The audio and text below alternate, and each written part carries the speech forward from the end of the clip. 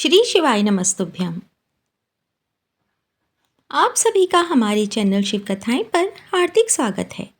आज की इस वीडियो में आप सब सुनेंगे सोमवार व्रत कथा। प्रिय श्रोताओं, सोमवार के व्रत को लेकर मान्यता है कि इस व्रत को करने से भगवान शिव अपने भक्तों की मुराद जल्दी पूरी करते हैं। सोमवार का दिन भगवान शिव को समर्पित है, इसलिए इस दिन भगवान शिव की पूजा और व्रत करने का महत्व और भी ज़्यादा बढ़ जाता है। यदि आप सोमवार का व्रत करते हैं तो आपको सोमवार व्रत कथा सुनना या पढ़ना बेहद ज़रूरी है, क्योंकि इसके बिना आपका व्रत अधूरा माना जाता है। तो आइए भगवान शिव की भक्ति और कृपा पाने के लिए व्रत कथा का प्रारंभ करते हैं और इस कथा से भोलेनाथ को प्रसन्न करते हैं।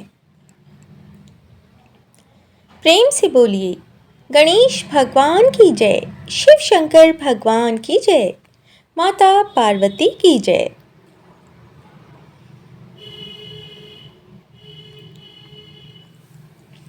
एक बार किसी नगर में एक साहूकार रहता था। उसके घर में धन की कोई कमी नहीं थी, लेकिन कोई संतान न होने के कारण वह बहुत दुखी था। संतान प्राप्ति के लिए वह हर सोमवार को व्रत रखता था और पूरी श्रद्धा के साथ शिव मंदिर जाकर भगवान शिव और माता पार्वती की पूजा किया करता था। उसकी भक्ति देखकर एक दिन माँ पार्वती प्रसन्न होकर भगवान शिव से साहूकार की मनोकामना पूर्ण करने का निवेदन करने लगी।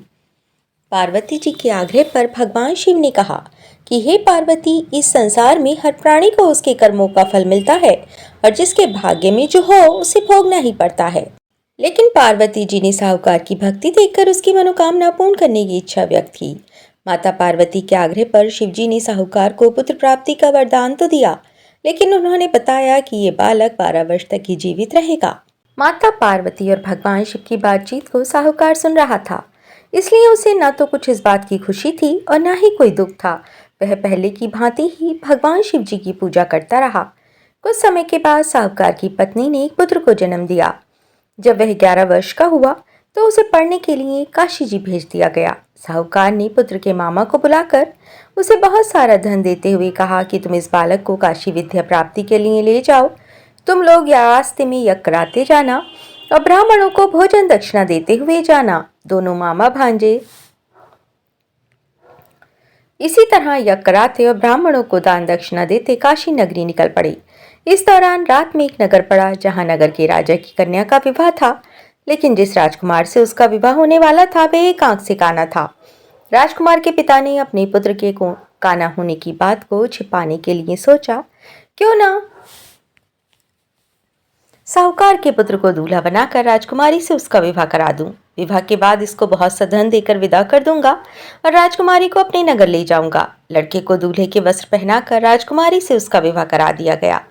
साहूकार का पुत्र ईमानदार था, उसे ये बात सही नहीं लगी, इसलिए उसने अवसर पाकर राजकुमारी के दुपट्टे पर लिख दिया कि तुम्हारा विवाह तो मेरे साथ हुआ है, लेकिन जिस राजकुमार के साथ तुम्हें भेजा जाएगा वे एक आंख से काना है। मैं तो काशी जी पढ़ने जा रहा हूँ। जब राजकुमारी ने अपनी चुनरी पर लिखी बातें पढ़ी तो उसने अपने माता पिता को ये बात बताई।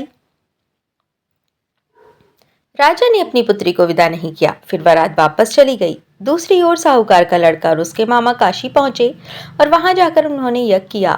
जिस दिन लड़का 12 साल का हुआ उस दिन भी यज्ञ का आयोजन था। लड़के ने अपने मामा से कहा कि मेरी तबीयत कुछ ठीक नहीं है।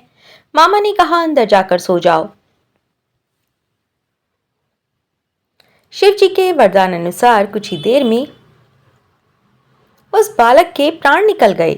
मृत भांजे को देख उसके मामा ने विलाप करना शुरू कर दिया। संयोगवश उसी समय शिव जी और माता पार्वती उधर से जा रहे थे। पार्वती माता ने भोलेनाथ से कहा, स्वामी, मुझे इसके रोने के स्वर सहन नहीं हो रहे हैं, आप इस व्यक्ति के कष्टों को अवश्य दूर करें।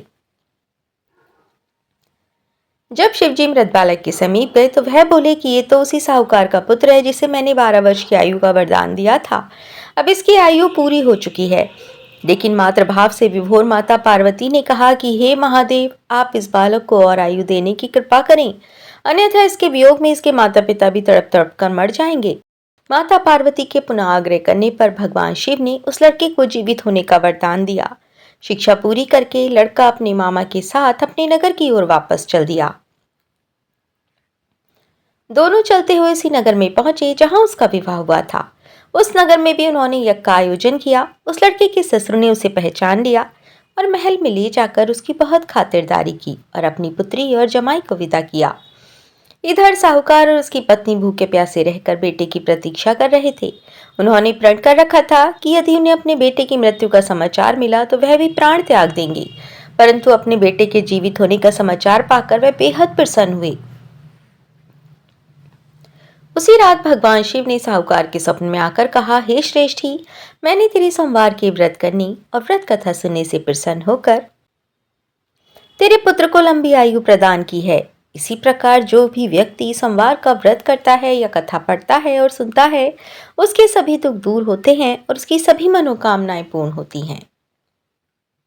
प्रेम से बोलिए शिव शंकर भगवान की जय, माता पार्वती की जय। प्रिय भक्तगणों, अगर आपको कथा पसंद आई हो तो एक लाइक अवश्य करें और व्रत पर्व त्योहार आदि की जानकारी के लिए और उनकी कथाओं को सुनने के लिए आप हमारे चैनल शिव हृदय को भी अवश्य सब्सक्राइब करें, जिससे आपको हमारी आने वाली वीडियो की जानकारी प्राप्त हो सके और आप इस जानकारी का लाभ उठा सकें। मिलते हैं अगले वीडियो में, तब तक के लिए खुश रहिए, स्वस्थ रहिए, मस्त रहिए। राधे राधे।